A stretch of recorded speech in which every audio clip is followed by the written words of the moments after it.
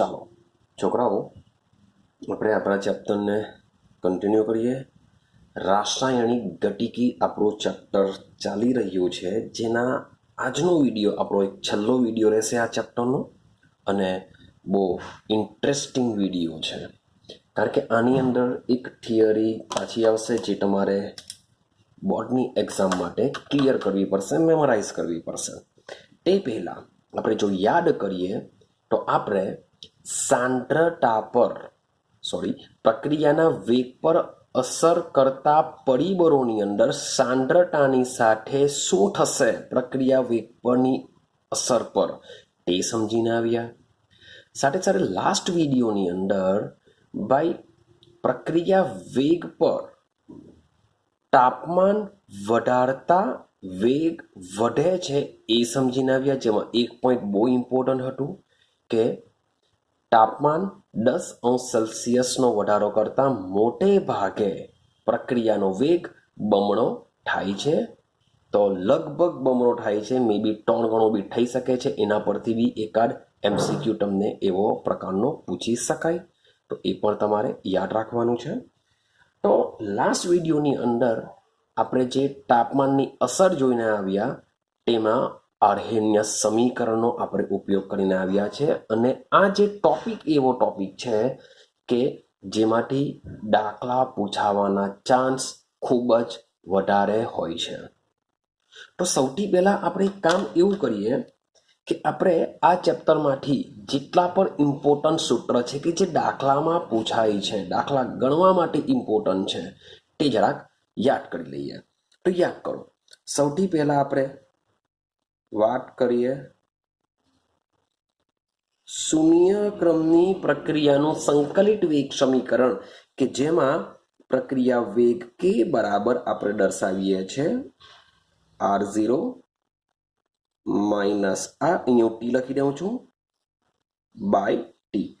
આ ટી એટલા માટે કે કોઈ ચોક્કસ સમય આપ્યો હશે, એટલે કે શરૂઆતની સાંદ્રતામાંથી જે સમયે તમને કહ્યું હોય તે સમયે સાંદ્રતા આરતી આપણે કહીશું. સેમ આનો અર્ધ આયુષ્ય સમય શૂન્ય ક્રમની પ્રક્રિયાનો અર્ધ આયુષ્ય સમય T1/2 બરાબર થઈ જશે R0 બાય 2K. આ યાદ રહેવું જ જોઈએ. ક્લિયર છે? શૂન્ય ક્રમની પ્રક્રિયા માટે આ બે સૂત્ર યાદ રાખવાના છે. સેમ વસ્તુ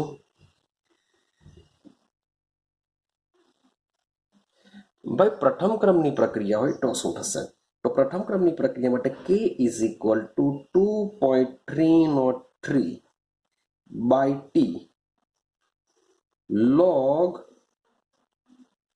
R0 બાય R3 યાદ રાખીશું, અથવા R1 બાય R2 લઈ લો તો બી ચાલશે, એટલે કે શરૂઆતની છેદમાં અંતિમ સાંદ્રતા.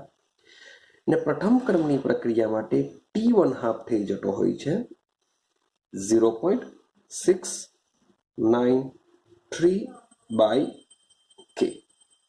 તો આ બે સૂત્ર દિમાગમાં ફિટ કરજો. ચાલો, ત્યાર પછી ત્રીજું સૂત્ર યાદ રાખવાનું છે તમારે, આર્હેનિયસ સમીકરણ. હવે આર્હેનિયસ સમીકરણની વાત કરીએ તો આર્હેનિયસ સમીકરણ K is equal to A into E⁻ by RT. આ આર્હેનિયસ સમીકરણ છે, એને યાદ રાખીશું. પરંતુ આ સૂત્રનો ઉપયોગ કરીને આપણે જો દાખલા કરવાનો પ્રયત્ન કરીશું, અહીંયા એક્સપોનેન્શિયલ છે, તો એનો ઉપયોગ કરીને આપણે દાખલા ગણી શકતા નથી. માટે આપણે શું યાદ રાખીશું? તો એના માટે મીન્સ કે આપણે કન્વર્ઝન કરી દો હતો, અને કન્વર્ઝનમાં log K is equal to log A minus E ના છેદમાં 2.303 RT.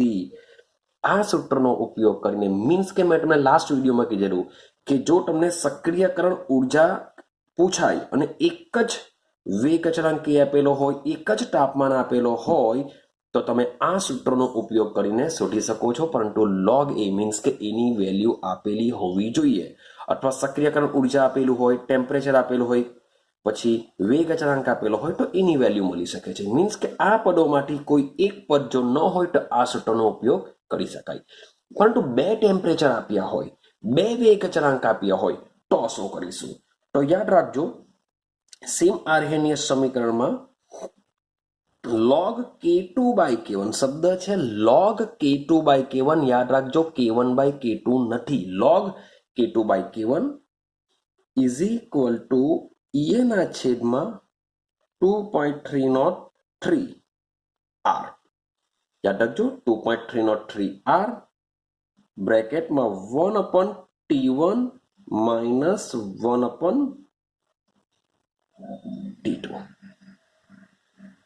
तो भाई आटला समीकरण मीन्स के तमे याद राखशो तो तमे 90% दाखला सॉल्व करी देशो 10% એટલા માટે બાકી રાખું છું કે હજુ પણ પ્રક્રિયા ક્રમના દાખલા પૂછાશે મીન્સ કે તમને એક કોષ્ટક આપેલું હશે કે જેમાં વેગ અચળાંક k ની વેલ્યુ આપેલી હોય સાથે સાથે પ્રક્રિયકોની સાંદ્રતા આપેલી હશે જેનો ઉપયોગ કરીને મીન્સ કે કોઈ પણ બેનો ભાગાકાર કરીને તમે પ્રક્રિયાનો ક્રમ ડિસાઇડ કરી શકો છો એ મુજબના દાખલા પણ હોય છે સાથે સાથે શરૂઆતમાં આપણે જે પ્રક્રિયાનો જે વેગ સમીકરણ છે એ વેગ સમીકરણનો ઉપયોગ કરીને પણ દાખલા મે બી પૂછાઈ શકે છે જો ટોટલ તમે જોવા જશો તો આ ચેપ્ટરમાં મીન્સ કે ખૂબ જ ઓછા સૂત્ર યાદ રાખવાના છે ખૂબ જ એટલે ખૂબ જ ઓછા મીન્સ કે આટલા સૂત્ર તમે યાદ રાખી દેશો તો 90% દાખલા તો આપોઆપ એમ જ સોલ્વ થઈ જશે ખાલી કિંમત મૂકવાની છે હવે સમજો तो આપણે मीन्स के આજે આ સૂત્રના દાખલા ગણવાનો પ્રયત્ન કરીએ કે કેવી રીતના દાખલા પૂછાય છે સમજો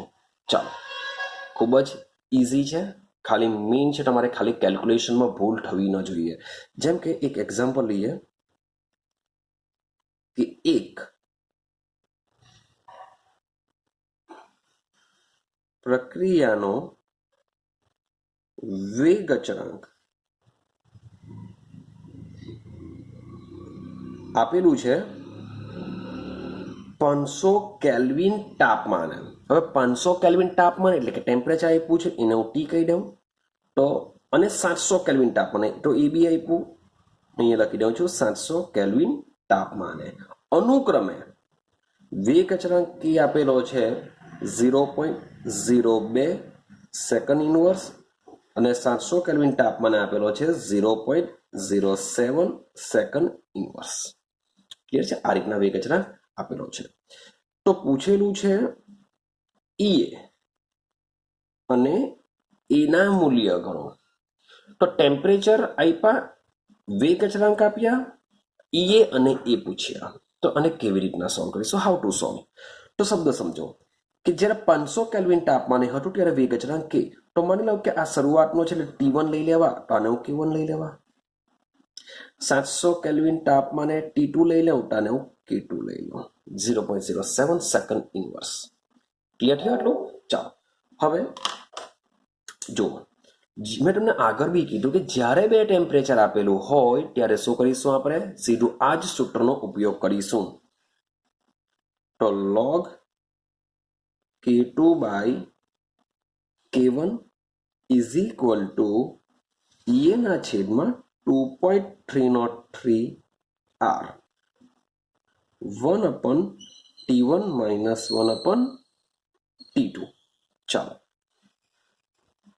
તો log 0.07 છેદમાં 0.02 is equal to ભાઈ મારે ઈએ શોધવાનો છે એટલે બેઠો ઈએ મૂકી દઉં રેડી છે ચાલો આગળ જઈએ 2.303 યાદ કરો મેં તમને આગળ કીધેલું છે જ્યારે પણ સક્રિયકરણ ઉર્જા ઈએ આવશે ત્યારે આર ની વેલ્યુ તમારે 8.314 લેવાની છે શું લેવાનું છે 8.314 જ તમારે આમાં ઉપયોગ કરવાનો છે ચલો 1 upon T1 એકના છેદમાં 500 માઇનસ એકના છેદમાં 700 તો હાઉ ટુ સોલ્વ કેવી રીતના મીન્સ કે સૂત્ર બી યાદ છે કરવાનો ભાગાકાર કરીને વોટ એવર જે બી આવે તેનું લોગ જોઈ કાઢો થઈ જશે આ બેનો ગુણાકાર કરી નાખો હવે આનું શું કરીશું ભાઈ કરવાનો કઈ લસા લઈ લઉં અને 700 અને આની સાથે 500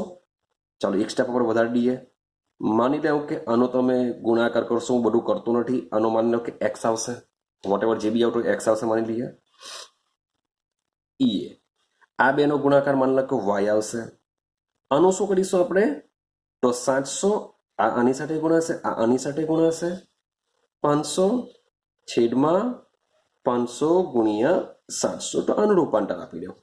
તો આની જે બી વેલ્યુ આવશે એ આની સાથે વાય સાથે ભાગાકારમાં કરી દો. એની જે વેલ્યુ આવશે એ આની સાથે લઈ લો. ક્લિયર છે? સોરી, એટલે આનો લોગ જોઈ કરો પછી લેજો ભાગા. નહીં કે શું કરશો, આવું ભૂલ નહીં કરતા કે આની વેલ્યુ જે બી હશે તે પછી આની વેલ્યુ શોધી કાઢશો, આની સાથે ભાગાકાર બી કરી દેશો, પછી એને આની નીચે લઈ આવશો એક્સની નીચે. જો આવું કરવા ગયા તો એને બી લોગ લગાડવો પડશે, એ ખોટું પડી જશે. તો આનું જ તમારે માત્ર લોગ જોઈ લેવાનું છે, લોગ એક્સનું. લોગ એક્સનું મીન્સ કે વોટ એવર જે બી આન્સર આવતો હોય તે આન્સર મેળવી લેવો.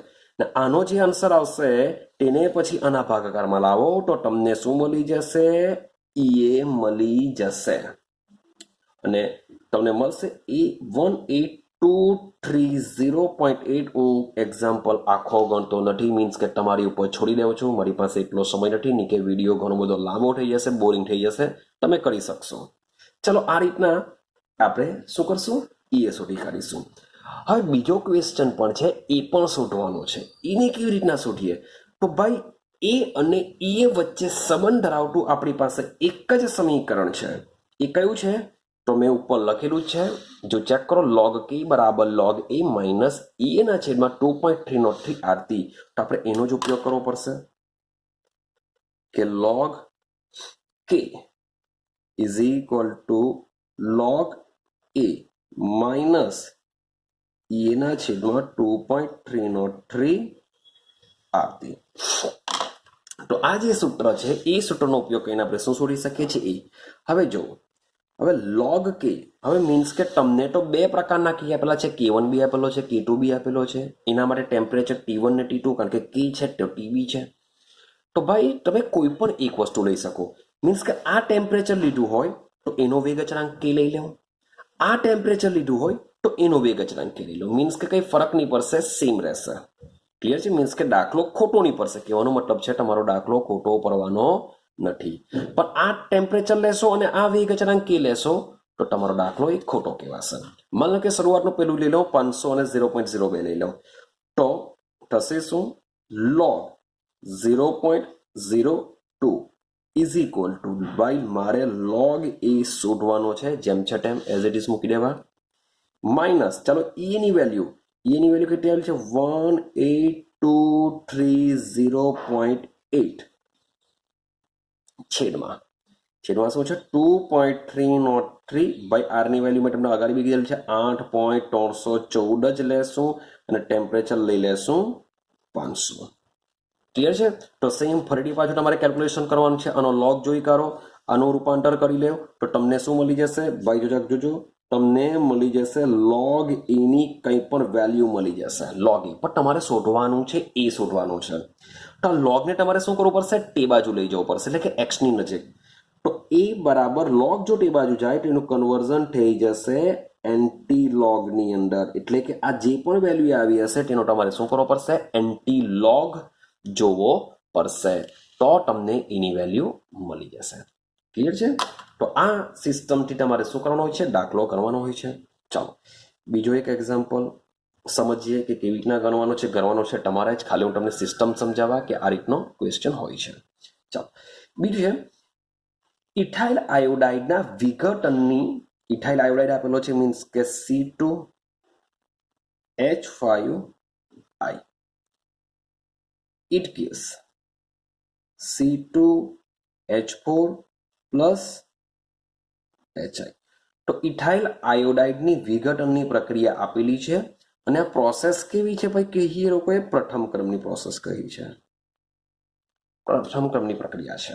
ચાલો ત્યાર પછી કીધું છે 600 કેલ્વિન તાપમાને 1.60 into 10⁻⁻5 સેકન્ડ ઇનવર્સ છે. પર શું છે કંઈ ખબર નથી. તો ભાઈ સેકન્ડ ઇનવર્સ આ 100% શું હશે? વેગ અચળાંકની વેલ્યુ હશે. આ ટેમ્પરેચર છે. ક્લિયર થાય છે? તેની સક્રિયકરણ ઉર્જા આપેલી છે E ઇઝ ઇક્વલ ટુ 209 આપેલી છે. યાદ રાખજો કેજી પર મોલ, એકચ્યુઅલી શામાં આપેલી છે? કિલો જૂલમાં આપેલી છે. તેનું કન્વર્ઝન જૂલ પ્રતિ મોલમાં કરવાનું યાદ રાખજો. માટે E ઇઝ ઇક્વલ ટુ 209 ગુણ્યા 10⁻³ જૂલ પ્રતિ મોલમાં એનું કન્વર્ઝન થઈ જશે. ચાલો તો 600 હવે 700 કેલ્વિન તાપમાને પ્રક્રિયાનો વેગ અચળાંક કેટલો થશે? કીધેલું છે 700 કેલ્વિન તાપમાને પ્રક્રિયાનો વેગ અચળાંક કેટલો થશે. મીન્સ કે ફરીથી પાછું બે ટેમ્પરેચર આપ્યા, તો એકને T1 તો એના વેગ અચળાંકને K1, એકને T2 તો એના વેગ અચળાંકને K2. મીન્સ કે આ કન્ડિશનમાં તમારે K2 શોધવાનો છે, એ પણ આપેલો છે. તો સિમ્પલ થઈ ગયું. શું સિમ્પલ થઈ ગયું? કયું સૂત્ર વાપરીશું? તો એક જ સૂત્ર છે આપણી પાસે, log K2 by K1 is equal to એ ના છેદમાં 2.303 R 1/T1 minus 1/T2. Clear છે? આ સૂત્રનો આપણે ઉપયોગ કરીશું. ચાલો સમજતા જજો. ઓકે, ચાલો સૂત્ર મૂકી દીધા પછી તમે જોજો કે K2 મારે શોધવાનો છે. થોડુંક ટ્વિસ્ટ કરું, K2 મારે શોધવાનો છે, તો આનું રૂપાંતર શું કરી શકાય? તો log K2 minus log K1 કરીશું. યાદ રાખજો, કારણ કે આગળના દાખલામાં આની બંનેની વેલ્યુ આપેલી હતી, પણ હવે આને શોધવાનો છે, તો આપણે આ રીતના log K2 minus log K1 આપણે લખી શકીએ છીએ. એની વેલ્યુ આપેલી છે 209 × 10⁻³ છેદમાં 2.303 બાય આરની વેલ્યુ 8.314. મગજમાં ફિક્સ જ કરી દેવાની. સક્રિયકરણ ઉર્જા 100% જૂલમાં જ આવશે, તો આરની વેલ્યુ બી આપણે શું કરીશું? જૂલમાં લેશું. ચલો 1/T1, 1/T1 કેટલો છે? 600. 1/T2, T2 કેટલો છે? 700. ક્લિયર છે? તો મીન્સ કે આનો ઉપયોગ કરીને હવે log K1, K1 ની વેલ્યુ તમને આપેલી છે, મીન્સ કે એનો log ચેક કરવો પડશે, એનો log ચેક કરવો પડશે. આ બધું તમે કેલ્ક્યુલેશન કરી દેશો તો તમને આન્સર મળશે log K2 is equal to whatever જે બી મળતું હોય તે, log K2 is equal to x. પણ તમારે માત્ર સેમ વસ્તુ પાછું K2 શોધવાનું છે. મારે લોગને તે બાજુ લઈ જાઓ, એનું કન્વર્ઝન કરી દો એન્ટી લોગની અંદર. એટલે કે તમારે શું કરવું પડશે? આ જે બી વેલ્યુ મળી હશે તેનો એન્ટી લોગ જોવો પડશે, તો તમને K2 ની વેલ્યુ મળી જશે. આઈડિયા આવે છે? તો આ રીતના દાખલા પૂછાતા હોય છે 3 માર્ક્સની અંદર, જે તમારે સોલ્વ કરવાના હોય છે. ચાલો, તો તમે જરાક પ્રેક્ટિસ કરી લેજો દાખલાની. મીન્સ કે હું તમને ખાલી સિસ્ટમ મેં સમજાવી દીધી છે, બાકીનું કામ તમારે કરવાનું છે. ચાલો, તો આગળની થિયરી જઈએ. હવે આ જે થિયરી છે, મીન્સ કે પ્રક્રિયાના વેગ પર અસર કરતા પરિબળોની અંદર આ લાસ્ટ પરિબળ સમજવાના છે, જે તમને ખૂબ જ ઇન્ટરેસ્ટિંગ લાગશે. કેમ ઇન્ટરેસ્ટિંગ લાગશે? કારણ કે તમારી પાસે આનું અડધું નોલેજ તો છે જ. શું છે? તો સમજો, આપણે પ્રક્રિયાના વેગ પર અસર કરતા પરિબળોની અંદર સાંદ્રતા સમજીને આવ્યા, તાપમાન સમજીને આવ્યા. હવે આ લાસ્ટ પોઈન્ટ છે ઉદ્દીપકની અસર. ઓહો, તમે કહેશો કે સર ઇઝી છે, અમને ખબર જ છે. શું ખબર છે ઉદ્દીપક વિશે? તો તમે કહેશો કે સર ઉદ્દીપકની હાજરીથી રાસાયણિક પ્રક્રિયાનો વેગમાં વધારો થાય છે. તો 100% સાચું. તમે હમણાં સુધી ભણીને આવ્યા હશો કે ભાઈ જે ઉદ્દીપક છે, રાસાયણિક પ્રક્રિયામાં ભાગ લીધા વગર પ્રક્રિયાનો વેગ વધારે છે અને પ્રક્રિયાને અંતે જેવો છે તેવો પાછો મળી જાય છે. તો હું આ બધી વસ્તુ લખી દઉં છું. કેટલી વસ્તુ સાચી છે તમે જે વિચારો છો તે જોઈએ. તો ભાઈ લખીએ કે ઉદ્દીપકની હાજરીથી શું થઈ શકે? તો ભાઈ રાસાયણિક પ્રક્રિયાનો વેગ વધે છે, એવું તમને ખબર છે.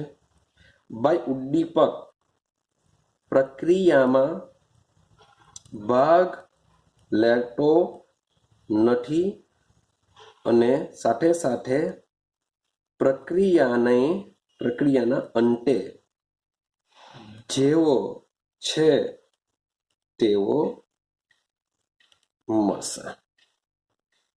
આઈડિયા આવે છે? આ 3 વસ્તુ તમને ખબર છે. કેટલી સાચું? તો ભાઈ પ્રક્રિયાનો વેગ વધારે છે, સાચી વાત છે. પ્રક્રિયા માટે જેવો છે તેવો મળે છે, એ બી સાચી વાત છે. પણ પ્રક્રિયામાં ભાગ લેતો નથી, આ વસ્તુ તમારું ખોટું પડશે. શું પડશે? ખોટું પડશે. તો આ બધી જ વસ્તુ આપણે સમજવાની છે કે ઉદ્દીપક કેવી રીતના કામ કરે છે. તો સમજતા જઈએ ધીમે ધીમે.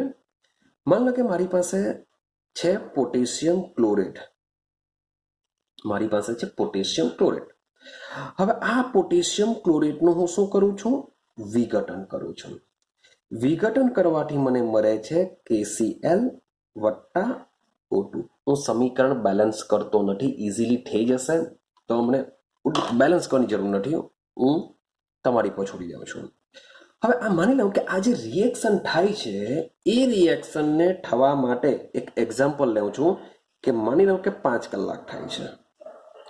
5 કલાકમાં 1 મોલ KClO3 નું વિઘટન થઈને તમને આટલું કંઈક નિપજ મળે છે. ચાલો માની લો કે બેલેન્સ કરવાનો પ્રયત્ન કરીએ. અહીંયા 3 છે, 3 દુ 6 મૂકી દઉં, અહીંયા 2 મૂકી દઉં, અહીંયા 2 મૂકી દઉં, થઈ જશે. તો માની લો કે 5 કલાકમાં 2 મોલ પોટેશિયમ ક્લોરેટનું વિઘટન થાય છે અને 2 મોલ KCl અને 3 મોલ O2 મળે છે. પણ આ જ રિએક્શન, આ same reaction MnO2 manganese dioxide જેવા ઉદ્દીપકની હાજરીમાં જો કરવામાં આવે તો મે બી 30 મિનિટની અંદર પણ આ શું થઈ જતી હોય છે? કમ્પ્લીટ થઈ જતી હોય છે. મીન્સ કે જે ઉદ્દીપક હોય છે એ ઉદ્દીપક શું કરે છે? પ્રક્રિયાનો વેગ વધારે છે. ઉદ્દીપક શું કરે છે? પ્રક્રિયાનો વેગ વધારે છે. તો સમજો, હું ઉદ્દીપકની વ્યાખ્યા કરું છું કે રાસાયણિક પ્રક્રિયામાં ઉમેરવામાં આવતો પદાર્થ કે જે રાસાયણિક પ્રક્રિયાનો વેગ વધારે, તો એને આપણે શું કહેશું? ઉદ્દીપક કહેશું. પણ કોઈક વાર તમે એવું બી જોશો કે રાસાયણિક પ્રક્રિયામાં ઉમેરવામાં આવતો જે પદાર્થ છે એ રાસાયણિક પ્રક્રિયાના વેગમાં ઘટાડો કરે છે. શું કરે છે? રાસાયણિક પ્રક્રિયાના વેગમાં શું કરે છે? ઘટાડો કરે છે. તો આવા પદાર્થને કહેવામાં આવે છે નિરોધકો. એને શું કહેશું આપણે? નિરોધકો, ઇન્હિબિટર કહેવામાં આવે છે, નિરોધકો કહેવામાં આવે છે. એક પદાર્થ એવો પણ છે કે જે, શબ્દ સમજો, કે જે ઉદ્દીપકને સહાય કરે છે, ઉદ્દીપકને એકચ્યુઅલી મોટિવેશન કરશે કે ભાઈ તું રાસાયણિક પ્રક્રિયાનો વેગ વધારું તારી સાથે છું. તો એવા પદાર્થને કહેવામાં આવે છે સહ ઉત્સેચકો. એવા પદાર્થને શું કહેશું આપણે? સહ ઉત્સેચકો કહેશું. એટલે કે એવો પદાર્થ કે જે આપણો જે ઉદ્દીપક છે એ ઉદ્દીપકને સહાય કરશે રાસાયણિક પ્રક્રિયાનો વેગ વધારવા માટે, જેને આપણે શું કહીશું? સહ ઉત્સેચકો. તો 3 વર્ડ છે: ઉદ્દીપક રાસાયણિક પ્રક્રિયાનો વેગ વધારે, નિરોધકો રાસાયણિક પ્રક્રિયાનો વેગ ઘટાડે, અને સહ ઉત્સેચકો જે ઉદ્દીપકની સહાય કરશે પ્રક્રિયાના વેગને વધારવા માટે. ક્લિયર છે? ચાલો, તો પ્રક્રિયાના વેગ પર આ રીતના કામ કરે છે. હવે સવાલ એવો આવે કે હમણાં સુધી આપને એવી આઈડિયા હતી કે યાર ઉદ્દીપક તો જેવો છે તેવો આપણે અંતે મળી જાય છે, તો રિએક્શનમાં ભાગ કેવી રીતના લેવાનો? એટલે કે આપણે એવું માનીએ છીએ કે ઉદ્દીપક પ્રક્રિયામાં ભાગ લેતો નથી. તો ખરેખર તો શું છે? ઉદ્દીપક રિએક્શનમાં ભાગ લેતો હોય છે. તો એ કેવી રીતના સમજી શકાય? સમજો. તો સૌથી પ્રથમ શું થશે કે આપણે જે રિએક્શન લઈએ છીએ, રિએક્શનમાં જે પ્રક્રિયક હોય છે એ સૌ પ્રથમ પ્રક્રિયક ઉદ્દીપક સાથે પ્રક્રિયા કરીને બનાવતા હોય છે મધ્યવર્તી સંકીર્ણ. સૌથી પહેલા પ્રક્રિયક શું કરશે? ઉદ્દીપક સાથે રિએક્શન કરીને બનાવે છે મધ્યવર્તી સંકીર્ણ. આ જે મધ્યવર્તી સંકીર્ણ બનતું હોય છે એ ખૂબ જ, એટલે ખૂબ જ ઓછા સમય માટે અસ્તિત્વ ધરાવતું હોય છે. ખૂબ જ ઓછા સમય માટે અસ્તિત્વ ધરાવતું હોય છે. ખૂબ જ ક્ષણિક સમય માટે અસ્તિત્વ ધરાવે છે. એટલે કે કેવું હોય છે? અસ્થાયી હોય છે. કેવું હોય છે? અસ્થાયી હોય છે. ક્લિયર છે?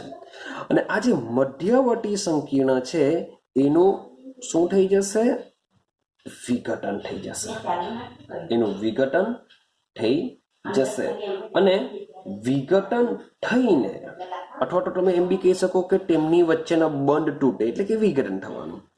વિઘટન અથવા તો બંધ તૂટીને એમાંથી બની જશે નિપજ પટ્ટા. ફરીથી જેવો છે તેવો આપણે ઉદ્દીપક મળી જશે. આઈડિયા આવે છે? તો આ રીતના એકચ્યુઅલી આપણો ઉદ્દીપક કામ કરતો હોય છે કે જે રિએક્શનમાં ભાગ પણ લેશે, પરંતુ રિએક્શન પૈટા પછી જેવો છે તેવો આપણે પાછો મળી જશે. ક્લિયર થાય છે? તો એનો મતલબ એમ થાય કે ઉદ્દીપક એકચ્યુઅલી શું કરતો હોય છે? પ્રક્રિયામાં ભાગ લેતો હોય છે. ડન છે? ચાલો હવે આગળનો પોઈન્ટ સમજવાનો પ્રયત્ન કરીએ કે મેઇન પોઈન્ટ છે કે ઉદ્દીપક રાસાયણિક પ્રક્રિયાનો વેગ કેવી રીતના વધારે છે એને સમજીએ. શું સમજીએ? આપણે લખી દઈએ કે જે ઉદ્દીપક છે એ ઉદ્દીપક રાસાયણિક પ્રક્રિયાનો વેગ કેવી રીતના વધારે છે એને સમજવાનો પ્રયત્ન કરીએ. તો શબ્દ લખું છું, બરાબર સમજજો. ભાઈ એવું માનવામાં આવે છે, શું લખેલું છે? એવું માનવામાં આવે છે. માનવામાં આવે એનો મતલબ શું થાય કે ભાઈ ગેસિંગ કરેલું છે, ઇમેજિનેશન કરેલું છે, કોઈ સૈદ્ધાંતિક પુરાવા નહીં હોઈ શકે.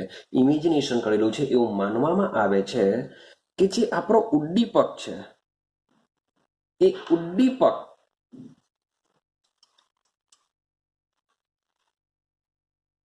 પ્રક્રિયા થવા માટેનો વૈકલ્પિક માર્ગ શોધે છે. આનો મતલબ શું થાય? ઉદ્દીપક કેવી રીતના વિકલ્પ કરશે? માન લો કે આપણી આ મારી સ્કૂલ છે, રેડી છે? આ મારું ઘર છે.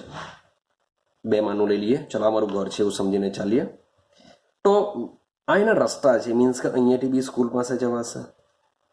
ક્લિયર? ભાઈ આ બાજુથી અહીંયા બી આ રીતના બી સ્કૂલે જવાશે. એક રસ્તો એવો બી છે આ રીતના બી જવાશે. ક્લિયર છે? આ રીતના જુદા જુદા આ વિકલ્પ આપેલા છે. મીન્સ કે એક છોકરો છે અહીંયા રહેતો, કે આ સ્કૂલે જવું છે તો એના માટે રસ્તા છે. તો મે બી ચાલો ભાઈ એક છોકરો હોય, હવે ભાઈ એને શાંતિથી જવું હોય તો શું કરશે? આ માર્ગનો ઉપયોગ કરશે. ભાઈ થોડું ઘણું જલ્દી જવું હશે તો આ માર્ગનો ઉપયોગ કરશે. પણ પપ્પા સાથે જવું હોય, ફટાફટ જવું પડશે તો શું કરશે? આ માર્ગનો ઉપયોગ કરશે. તો ભાઈ એના ફાધર સાથે જશે તો આ ઉપયોગ કરશે, તો ભાઈ જલ્દી સ્કૂલે પહોંચી જશે. તો આપણો ઉદ્દીપક બી શું કરે છે? જેટલી બી પોસિબિલિટી હશે કે રિએક્શનને જેટલી જલ્દી નિપજમાં રૂપાંતર કરવાનું તેનો એક ચોક્કસ શું કરે છે? માર્ગ શોધી કાઢે છે. ક્લિયર છે?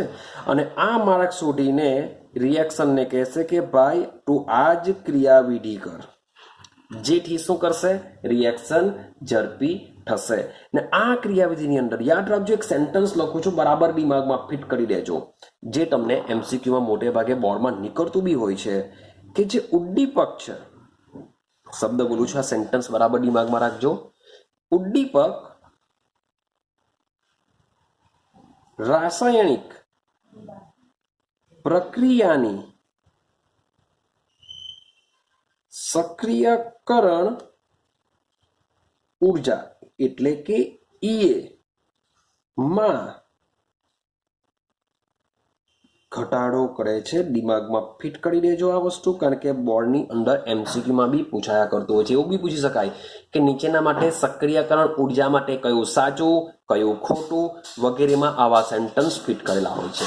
તમારે શું કરવાનું છે? અને યાદ રાખવાનું છે કે ઉદ્દીપક જ્યારે નાખવામાં આવે છે ત્યારે એ શું કરે છે? સક્રિયકરણ ઉર્જામાં ઘટાડો કરે છે. કેવી રીતના? તો સમજો, અને આગળની થિયરીમાં આપણે એક વસ્તુ સમજીને આવેલા કે રિએક્શન એકચ્યુઅલી કેવી રીતે થતી હોય છે. સોરી ફોર ધેટ, એક મિનિટ. ઓકે, તો સમજો આની અંદર એક થિયરી ભણીને આવેલા આપણે સક્રિયકરણ ઉર્જા આર્હેનીય સમીકરણની અંદર. અહીંયા શું લીધેલું હતું આપણે? સ્થિતિ ઉર્જા લીધેલી હતી. આપણે લીધેલી હતી સ્થિતિ ઉર્જા. ને આ બાજુ લીધું હતું પ્રક્રિયા અક્ષ D2 હતું.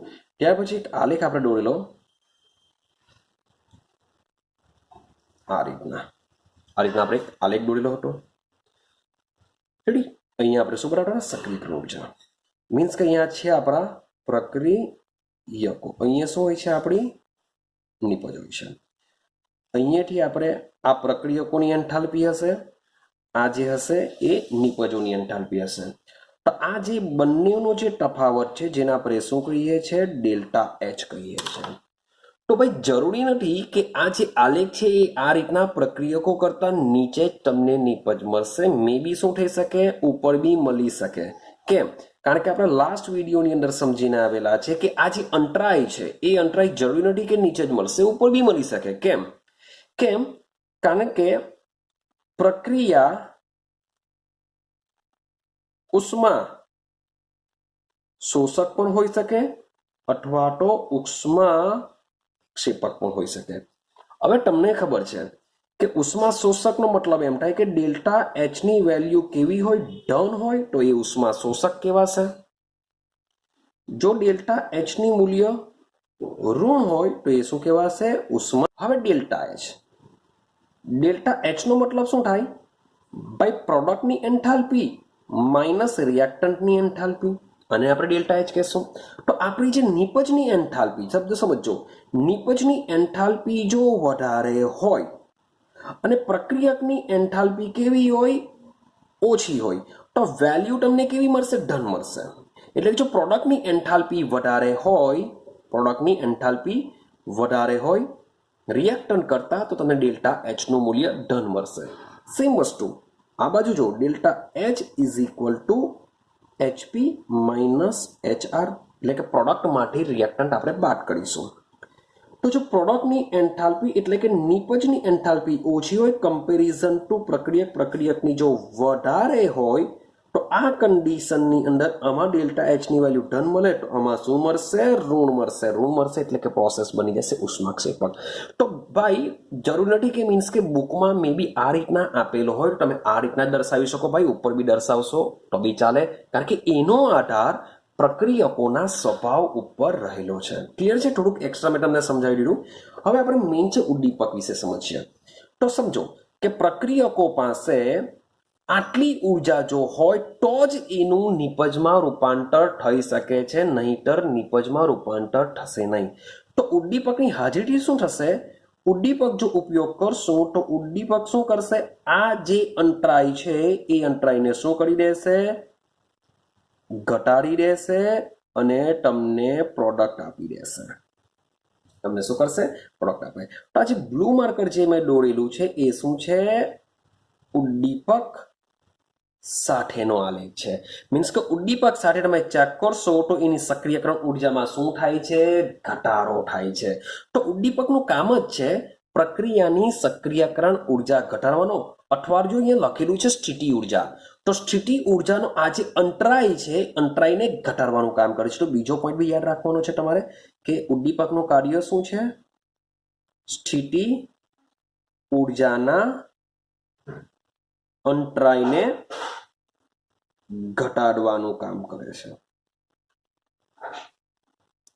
ક્લિયર થાય છે? તો ઉદ્દીપક રાસાયણિક પ્રક્રિયાનો વેગ ક્યારે વધારી શકે તો સક્રિયકરણ ઉર્જા ઘટાડીને અથવા તો સ્થિતિ ઉર્જાનો જે અંતરાય છે એ અંતરાય નીચે લાવીને પ્રક્રિયાનો વેગ ઘટાડી શકે છે. આઈડિયા આવે છે? ચાલો હવે સમજો. હવે રાસાયણિક પ્રક્રિયાની જો વાત કરીએ તો આપણે ઉષ્માગતિશાસ્ત્ર પાસે જવું પડશે, અને ઉષ્માગતિશાસ્ત્ર પાસે જઈએ તો રિએક્શન થશે કે ન થશે એના આધાર પર ડેલ્ટા જીની વેલ્યુ ત્રણ ડિસાઈડ કરતા હોઈએ છીએ આપણે. એક, ડેલ્ટા જીની વેલ્યુ પ્લસ હોઈ શકે, ડેલ્ટા જીની વેલ્યુ માઇનસ હોઈ શકે, ડેલ્ટા જીની વેલ્યુ 0 હોઈ શકે. ક્લિયર છે? તો ભાઈ ડેલ્ટા જીની વેલ્યુ જો પ્લસ હોય તો આપણે કહીએ છીએ કે જે પ્રક્રિયા છે એ પ્રક્રિયા આપ મેરે થશે નહીં. પ્રક્રિયા આપમેળે થશે નહીં. ડેલ્ટા જીની વેલ્યુ જો માઇનસમાં હોય એટલે કે ઋણ હોય તો આપણે જાણીએ છીએ પ્રક્રિયા આપમેળે થશે એવું સમજીએ છીએ. અને ડેલ્ટા જીની વેલ્યુ 0 હોય તો આપણે એવું કહીએ છીએ કે જે પ્રક્રિયા છે એ પ્રક્રિયા શું હશે? સંતુલનમાં હશે. તો હવે વિચારીએ કે રિએક્શન આ 3 જાતની હોય છે. હવે આ 3 જાતમાં ઉદ્દીપક શું કરી લેશે એ સમજીએ. તો સમજો ભાઈ, પ્રક્રિયા આપમેળે થતી ન હોય તો ભલે તમે એમાં ઉદ્દીપક એડ કરો તો પણ રિએક્શન થશે નહીં. આઈડિયા આવે છે? તમે જે રિએક્શન આપમેળે થતી જ ન હોય તે રિએક્શનની અંદર તમે ભલે ઉદ્દીપક એડ કરો તેમ છતાં પણ ઉદ્દીપક કોઈ પણ જાતનું કોઈ કામ કરવાનું નથી. ઉદ્દીપક એ પ્રક્રિયાનો વેગ વધારવાનો નથી, કારણ કે આપમેળે થવાની નથી. યાદ રાખજો. બીજો પોઈન્ટ, પ્રક્રિયા આપમેળે થશે. જો રિએક્શન આપમેળે થતી હોય તો 100% ઉદ્દીપકની હાજરીથી પ્રક્રિયાનો વેગ વધશે જ. ક્લિયર છે? આની પર આપણે પછી ડિસ્કશન કરીએ. સંતુલન પર આવી જઈએ. હવે પ્રક્રિયા સંતુલનમાં હોય, પ્રક્રિયા શું હોય? સંતુલનમાં હોય. તો રિએક્શન સંતુલનમાં હોય તો ભાઈ ઉદ્દીપક આવી રિએક્શનમાં બી કામ કરતું હોય છે. એટલે કે ઉદ્દીપક પ્રક્રિયાનો વેગ આમાં પણ વધારી શકે છે.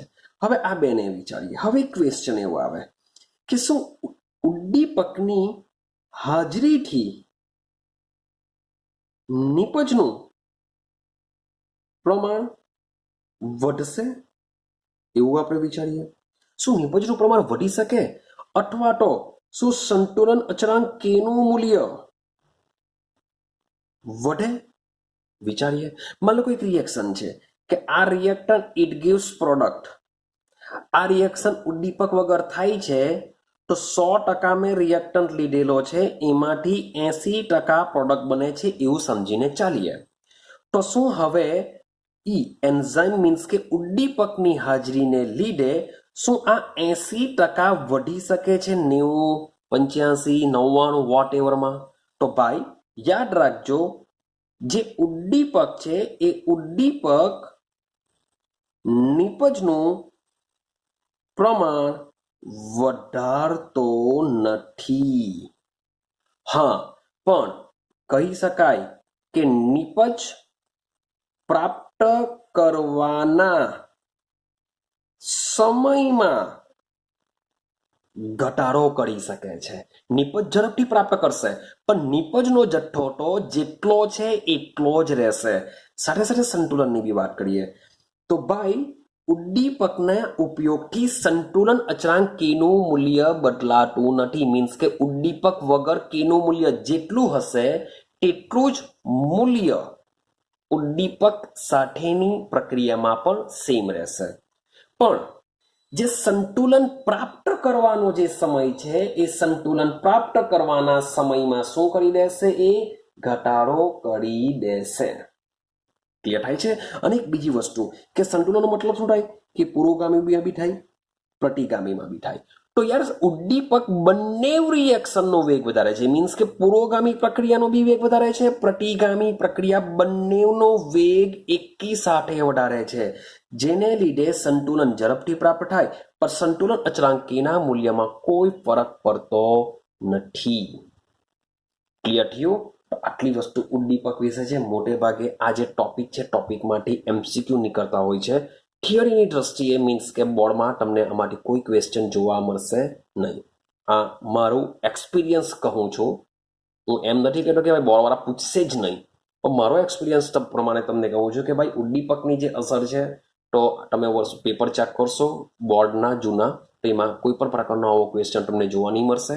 મોટે ભાગે દાખલા પૂછાય છે અને થિયરીમાં શૂન્યક્રમ, પ્રથમ ક્રમ અને હવે પછીની જે લાસ્ટ થિયરી હું ચાલુ કરવાનો છું તે ઇમ્પોર્ટન્ટ થિયરી છે.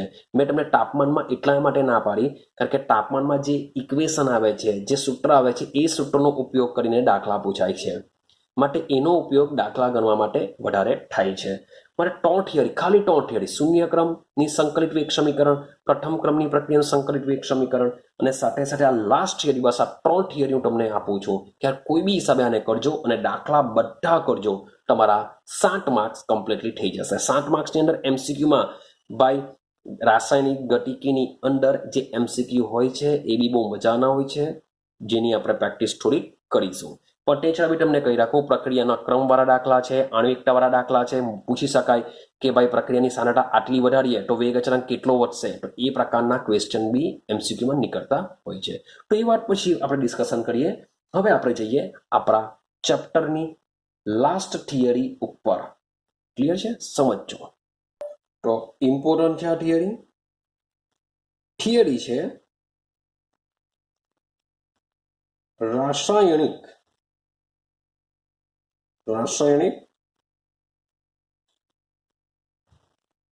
પ્રક્રિયાનો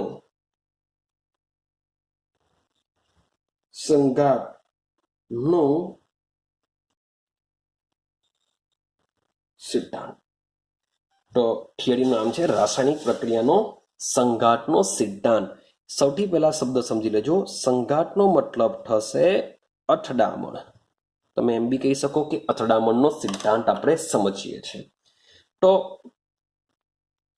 થોડું ઘણું મેં આર્હેનિયસ સમીકરણમાં તમને સમજાવવાનો પ્રયત્ન કર્યો છે કે ભાઈ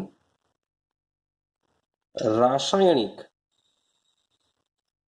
પ્રક્રિયાનો જે વેગ છે એ તાપમાન વધારતા વધે છે એવું આપણે આર્હેનિયસ સમીકરણનો ઉપયોગ કરીને આપણે સમજી શકીએ છીએ. ક્લિયર છે? તો આર્હેનિયસનું આ જે સમીકરણ છે એ સમીકરણ ઘણી બધી રિએક્શનોમાં ભાઈ કામ કરતું હોય છે. પરંતુ આપણી જે થિયરી છે મીન્સ કે હજુ પણ આપણે ઊંડાણમાં સમજવું છે કે ભાઈ તાપમાન વધારતા કેવી રીતના રાસાયણિક પ્રક્રિયાનો વેગ વધે છે. જરાક ડિટેલમાં સમજવું હોય તો ભાઈ એ ડિટેલમાં સમજવા માટે બે વૈજ્ઞાનિકો આવશે. એક છે મેક્સ ટ્રોઝ અને બીજો વૈજ્ઞાનિક છે વિલિયમ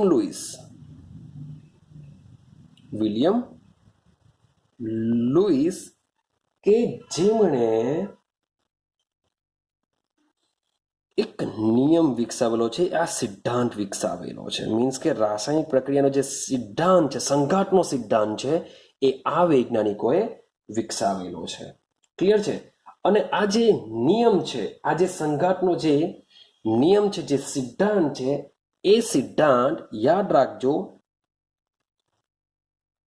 પ્રક્રિયાની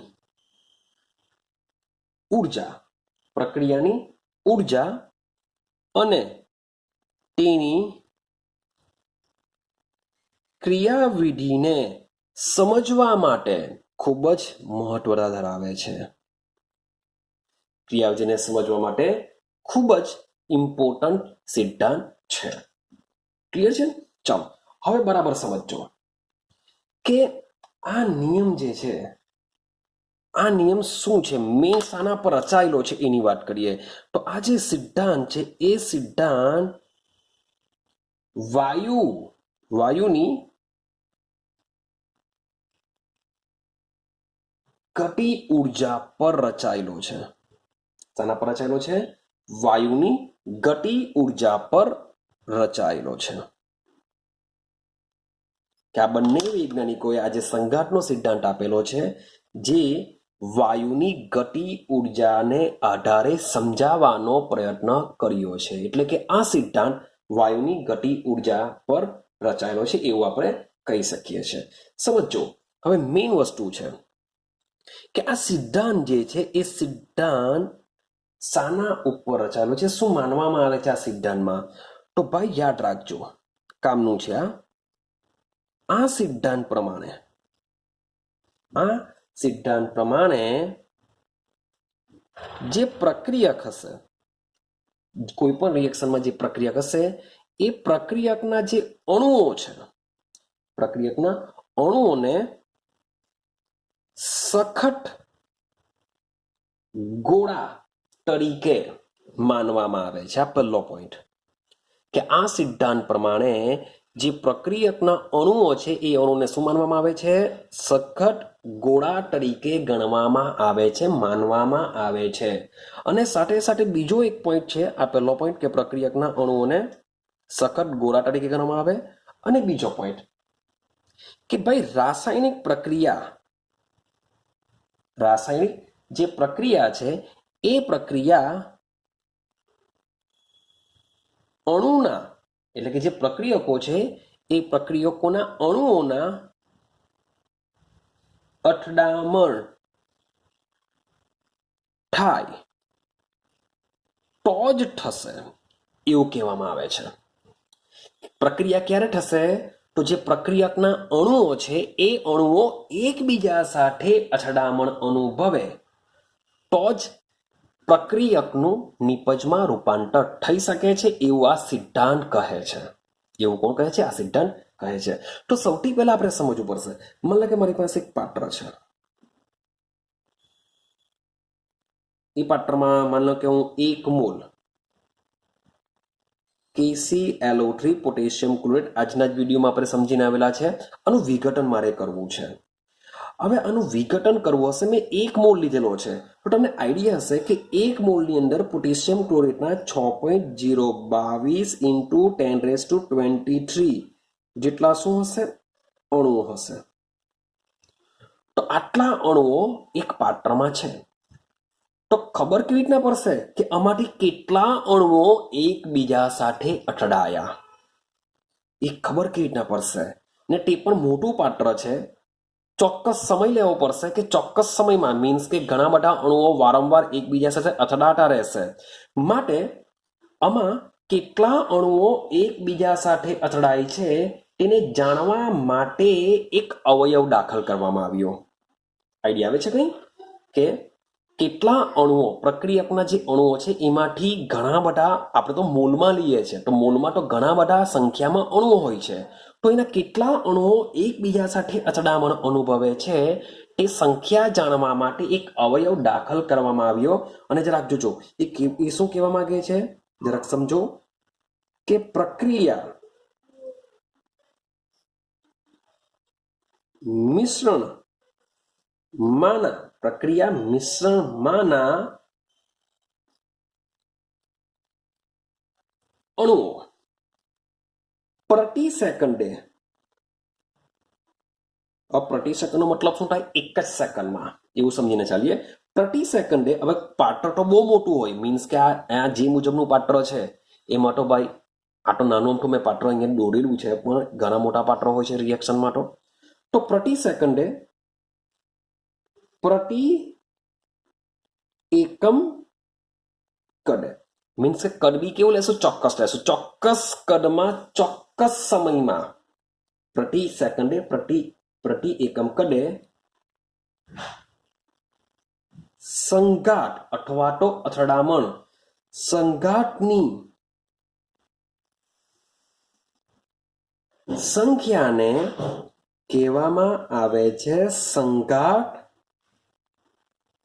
આવૃત્તિ અથવા સંઘાત અવયવ કહેવામાં આવે છે, જેને આપણે Z વડે દર્શાવીશું.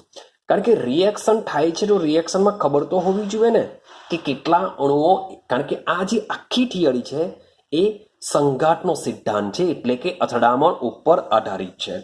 તો આપણા જે પ્રક્રિયકના અણુઓ કેટલા એકબીજા સાથે અથડામણ પામ્યા હશે એ જાણવા માટે શું દાખલ કરવામાં આવ્યું? Z દાખલ કરવામાં આવ્યું, જેને આપણે કહીશું સંઘાત આવૃત્તિ.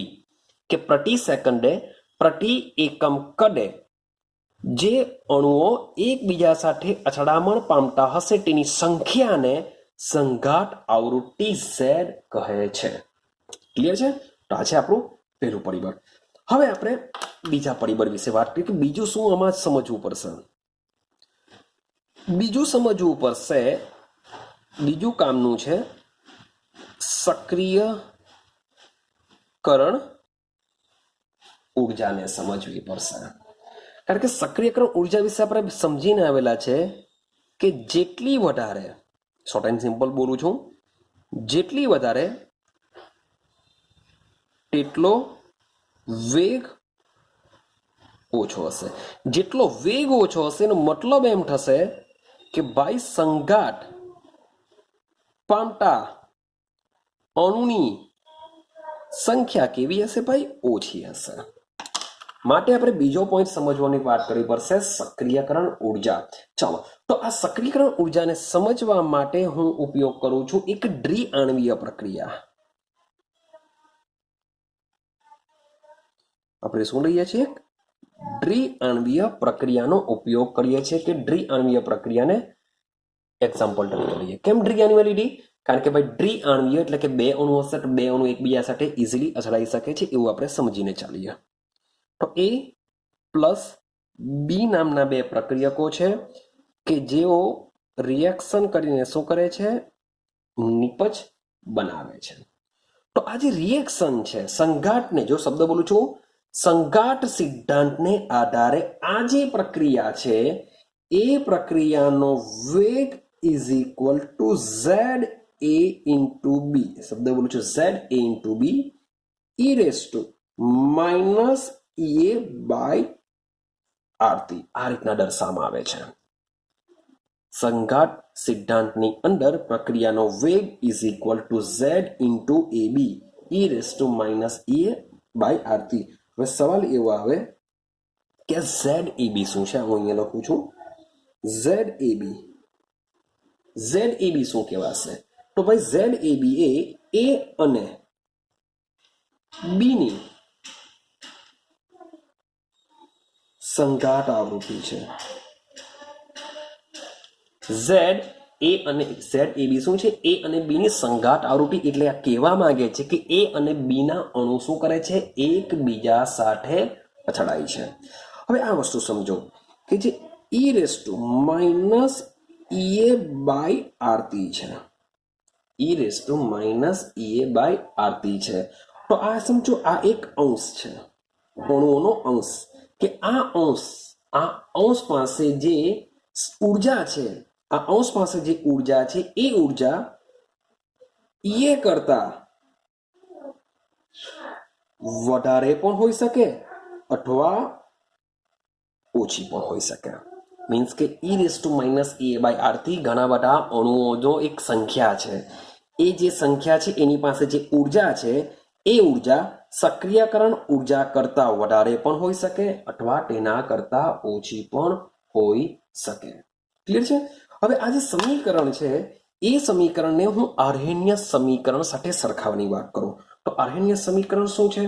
યાદ કરો, કે બરાબર A into e raise to minus A by RT છે. આર્હેનિયસ સમીકરણ k is equal to A into e raise to minus A by RT. તો તમે આને જો સરખાવો, મીન્સ કે આને બી આપણે કે જ કહેશું, વેગ અચળાંક એટલે કે તો કે તો સેમ છે. ઈ raise to minus A by RT, E raise to minus A by RT, આ બી સેમ. ડિફરન્સિએશન આ બેમાં છે, આ બંને એકબીજાથી થોડા જુદા છે. તો એવું કહી શકાય કે ભાઈ ઝેડ એ બી એટલે કે સંઘાત આવૃત્તિ છે એ આર્હેનિયસ અવયવ સાથે કઈ ને કઈ પ્રકારનો ટોસ સંબંધ ધરાવે છે એવું આપણે કહી શકીએ છીએ. કારણ કે આ બંને સમીકરણને જો આપણે સરખાવીશું તો ઝેડ એ બી અને એ જ ડિફરન્સિએશન પડે છે, બાકી બધું સેમ આવે છે. એનો મતલબ એમ થશે કે સંઘાત આવૃત્તિ અને આર્હેનિયસ અવયવ શું કરે છે? એકબીજા સાથે સંબંધ ધરાવે છે. તો શબ્દ સમજો તો આર્હેનિયસ સમીકરણ બી આપણે ખૂબ જ ઇમ્પોર્ટન્ટ છે કે જે પ્રક્રિયાનો વેગ સમજવા માટે, તાપમાનના સંદર્ભમાં પ્રક્રિયાનો વેગ સમજવા માટે ખૂબ જ ઇમ્પોર્ટન્ટ છે. તો આપણું આ જે સમીકરણ છે જેને આપણે દર્શાવ્યું છે, ક્લિયર? આ જે સમીકરણ 1 છે જેને આપણે દર્શાવ્યું છે, આ સમીકરણ 1 યાદ રાખજો, સાદા અણુઓ અને પરમાણ્વીય સ્પીસીસના પ્રક્રિયાના વેગને સમજાવી શકે છે. કે ભાઈ સાદા અણુ H2 વત્તા Cl2 ઇટ ગિવ્સ HCl. ભાઈ સાદા પરમાણુ H વત્તા Cl, ભાઈ માની લો કે HCl બનતું હશે તો જે ઇઝીલી જે સાદા પરમાણુ છે, જે સાદી સ્પીસીસ છે, સાદા અણુઓ છે, આની આવી પ્રક્રિયાઓના વેગ અચળાંક અથવા તો પ્રક્રિયા વેગને સમજવા માટે સમીકરણ 1 પૂરતું છે. મીન્સ કે સમીકરણ 1 દ્વારા, આ સમીકરણ દ્વારા પ્રક્રિયાનો વેગ સમજવો હોય, વેગ અચળાંક સમજવો હોય તો આપણે સમજી શકીએ છીએ કે જે પ્રક્રિયકો છે એકબીજા સાથે અથડામણ અનુભવે છે, જેને લીધે રિએક્શન થાય છે, સમજી શકાય છે. ક્લિયર થાય છે? પરંતુ જ્યારે આપણે વાત કરતા હોઈએ સંકીર્ણ પ્રક્રિયા વિશે, યાદ કરો સંકીર્ણ પ્રક્રિયા કોને કહેવાય? તો સંક્રિય પ્રક્રિયા કોને કહેવાશે? કે જે પ્રક્રિયા એક કરતા વધારે તબક્કામાં થતી હોય, જેને આપણે સંકીર્ણ રિએક્શન કહીએ છીએ. તો જ્યારે સંકીર્ણ રિએક્શન હોય કે જે એક કરતા વધારે તબક્કામાં થતી હોય, તો આવી પ્રક્રિયાના વેગ અચળાંક કે અથવા તો જો મારે વેગને સમજવો હોય તો સમીકરણ 1 પૂરતો નથી. એટલે કે એમાં શું થઈ જશે? સમીકરણ 1 માં વિચલન તમને જોવા મળશે. સમીકરણ 1 દ્વારા આપણે આનું ટોટલી ઇન્ફોર્મેશન વેગ કે વેગ અચળાંક વિશે મેળવી શકતા નથી. ક્લિયર છે? તો આનું રીઝન શું, શા માટે આવું થઈ શકે? ચાલો, તો રીઝન એવું છે કે સંકીર્ણ રિએક્શનની અંદર આપણે એવું માની શકીએ કે જેટલા પણ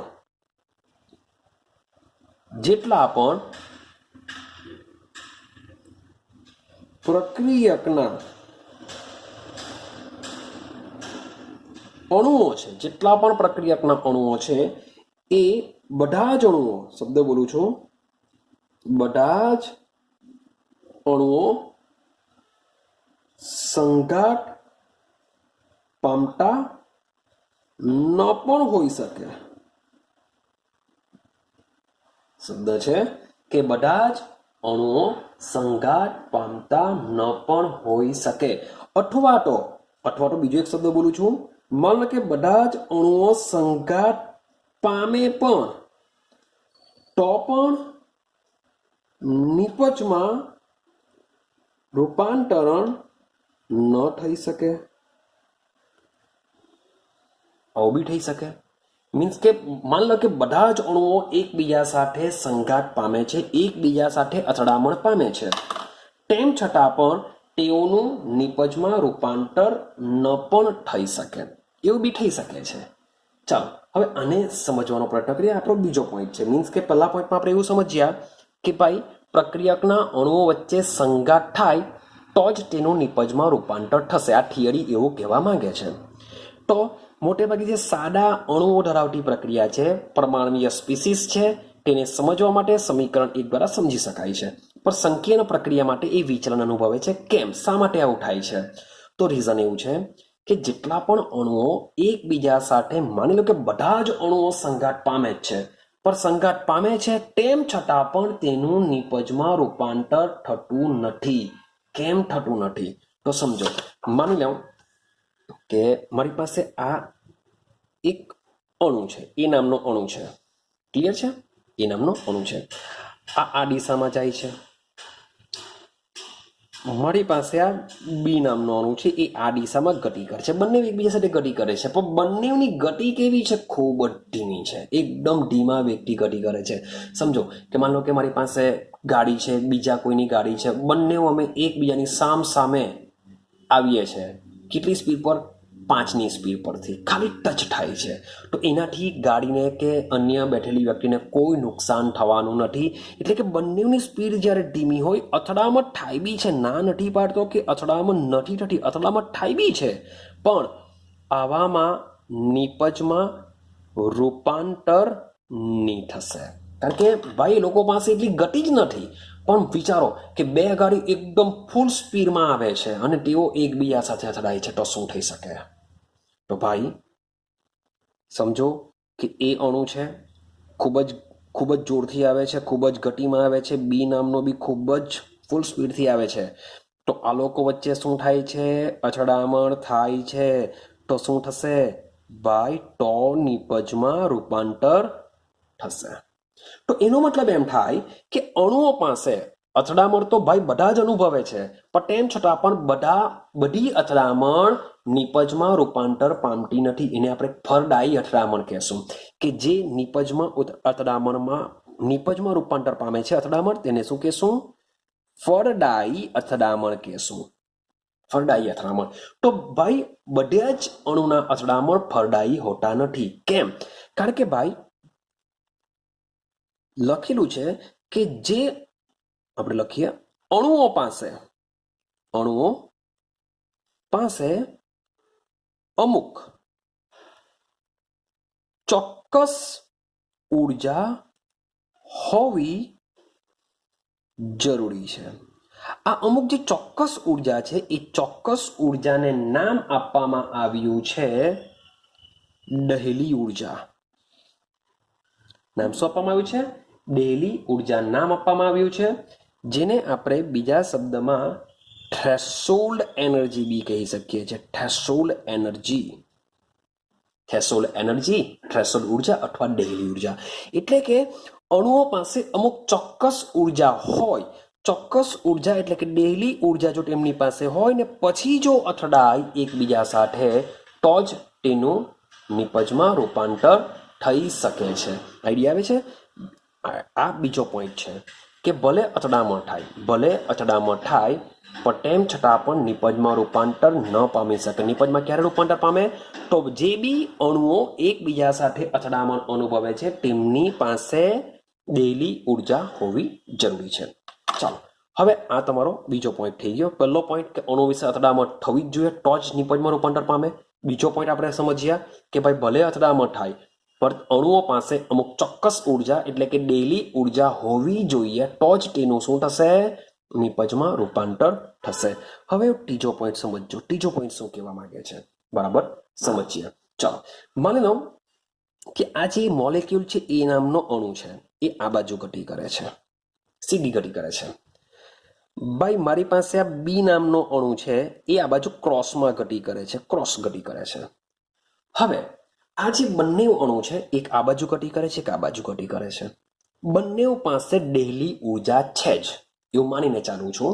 બંને પાસે દહેલી ઉર્જા છે. તો જ્યારે આ લોકો ભેગા થશે, માની લો કે આ રીતના એ લોકો ભેગા થાય છે, આ અહીંયા આ એ નામનો છે ને અહીંયા આવી રીતના એ લોકો ટચ થાય છે. આ મીન્સ કે આ બાજુ ક્રોસમાં ગતિ કરે છે, આ બાજુ ગતિ કરે છે. મીન્સ કે તેઓ વચ્ચે ખૂબ જ થોડુંક જ અથડામણ થશે. તો ભાઈ આવું અથડામણ પણ નિપજમાં રૂપાંતરણ કરતું નથી. ભગવાન, ઓકે સોરી. તો આવું અથડામણ પણ નિપજમાં રૂપાંતર થશે નહીં, કારણ કે તેઓનું જે અથડામણ છે એક યોગ્ય દિશામાં થતું નથી. એટલે ત્રીજો પોઈન્ટ છે કે ભાઈ અથડામણ યોગ્ય દિશામાં થવું જોઈએ, જેને કેમિસ્ટ્રીની ભાષામાં કહેશું યોગ્ય દિક વિન્યાસ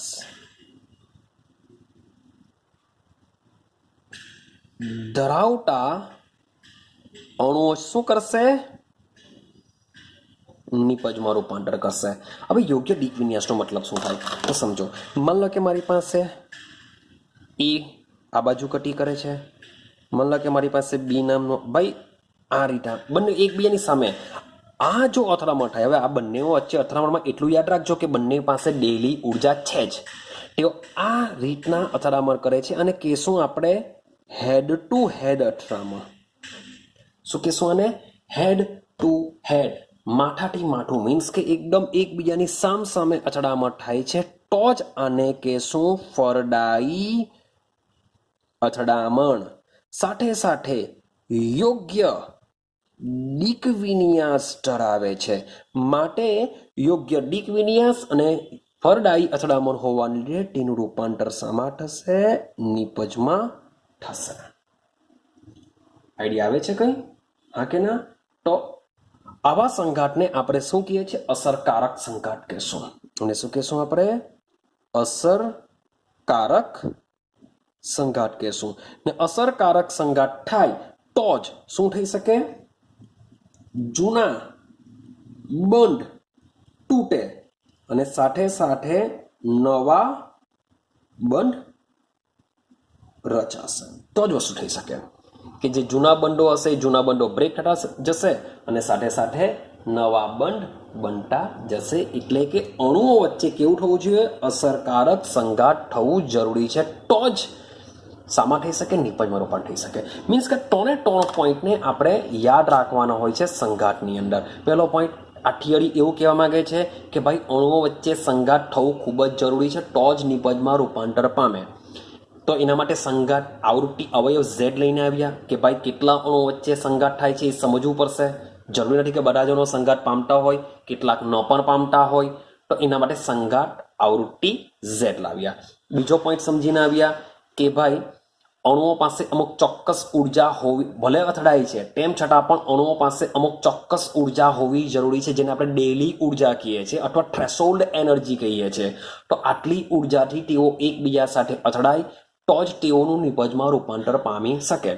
ત્રીજી વસ્તુ સમજીને આવ્યા કે ભાઈ ભલે બંને પાસે મીન્સ કે બે અણુ જે એકબીજા સાથે અથડાય છે તેઓ પાસે થ્રેશોલ્ડ એનર્જી છે, તેમ છતાં પણ યોગ્ય દિશામાં અથડામણ થવી જોઈએ. જો યોગ્ય દિશામાં ન અથડાય તો પણ તેઓ વચ્ચે એટલે કે અસરકારક સંઘાત જો ન થાય તો તેમનું નિપજમાં રૂપાંતર થશે નહીં. તો આ 3 પોઈન્ટને આપણે ધ્યાનમાં લઈને ચાલવા પડશે. તો એના માટે એક એક્ઝામ્પલ સમજીએ. માની લો કે મારી પાસે છે બ્રોમોમિથેન. એક્ઝામ્પલ લઈએ આપણે. મારી પાસે છે CH3Br.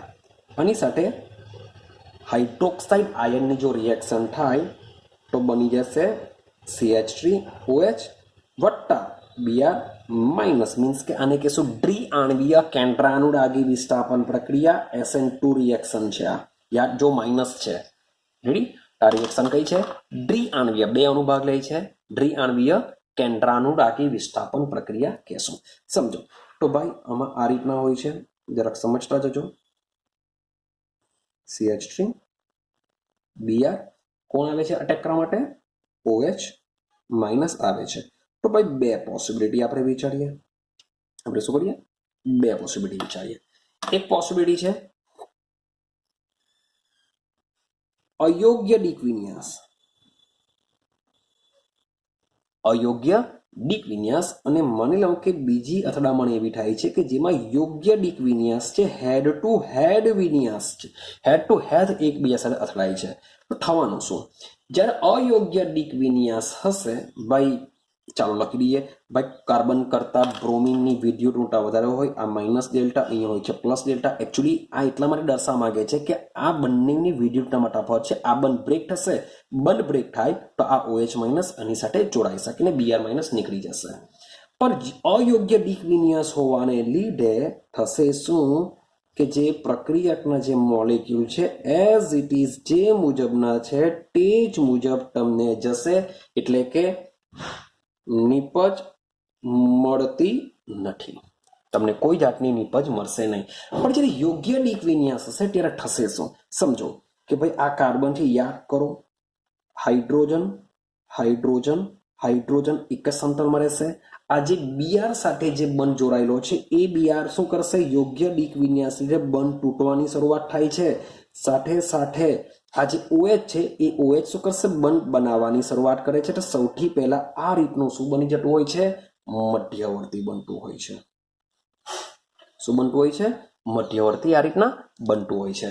અને આ મધ્યવર્તીનું પછી વિઘટન થઈને મીન્સ કે શું થશે? આ બંધ બ્રેક થઈ જશે, આ બંધ બની જશે, જેને લીધે તમને આ રીતની નિપજ બની જશે OH CH3 વત્તા Br માઇનસ, એટલે કે નિપજ મળી જતી હોય છે. મીન્સ કે પ્રક્રિયકના અણુઓ વચ્ચે યોગ્ય ડિક વિન્યાસ હોવું ખૂબ જ જરૂરી છે. ક્લિયર છે? ચાલો. તો મીન્સ કે જે ત્રીજો પોઈન્ટ છે યોગ્ય દિશામાં સંઘાત હોવું જરૂરી છે. તો યોગ્ય દિશામાં સંઘાતને સમજવું હોય એટલે કે અસરકારક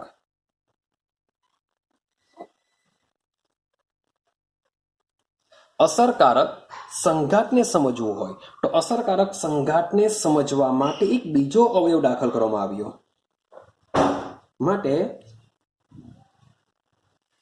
અવયવ P દાખલ કરવામાં આવ્યો. શા માટે દાખલ કરવામાં આવ્યો? કારણ કે યોગ્ય દિશામાં અથડામણ થવું જરૂરી છે. માટે સંઘાતને સમજવા માટે એક અવયવ P દાખલ કરવામાં આવ્યો. આ જે P છે એ P ને કહેવામાં આવે છે સંભાવ્યતા. શું કહેવામાં આવશે? સંભાવ્યતા કહેવામાં આવશે, અથવા તો તેને કહેવામાં આવે છે ટ્રિવિમ વિન્યાસી.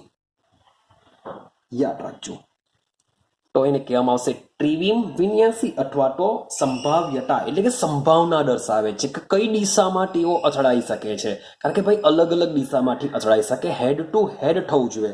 હું એમ નથી કહ્યું કે આ બાજુથી આ બાજુથી, ભાઈ ઉપર અને નીચેથી બી આવતા હોય તો બી થઈ શકે. આ બાજુથી ક્રોસમાં તો બી હેડ ટુ હેડ થશે. તો એને એ સંભાવના દર્શાવવા માટે એક બીજો અવયવ દાખલ કરવામાં આવ્યો, જેથી આપણું જે સમીકરણ 1 છે, સમીકરણ 1 એ શું બની જશે સમજો.